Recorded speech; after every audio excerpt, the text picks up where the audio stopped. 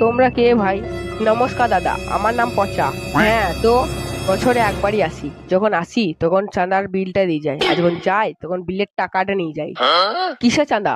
গণেশ পুজো চাঁদা। গণেশ পুজো তখন 2 মাস বাকি আছে, এছাড়াও আমরা গণেশ পুজো চাঁদা দিই না।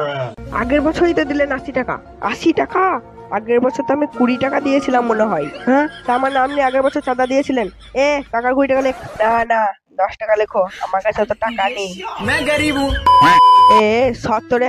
কাকা, আপনি 10 টাকা দিয়ে বিড়ি কিনে খেতে পারছেন, আমাদেরকে 20 টাকা দিতে পারছেন না? তুমি কেউ জানলে যে আমি বিড়ি কিনে খেয়েছিলাম? আমাদের পাড়া দোকান থেকে বিড়িটা আমি দিয়েছিলাম আপনাকে। না না, তো দিতে পারবো না আমি, 10 টাকাই লেখো। কাকা, এবছর খিচুড়ি খাওয়ানোর আয়োজন করা হয়েছে, চলে যাবেন। এই দেখ, খিচুড়ি দে, এখন মাত্র 2 প্লেট হলো, এখন 3 প্লেট খেতে হবে। আর তুই যা, বলতে নিয়ে আয়, যা তাড়াতাড়ি যা।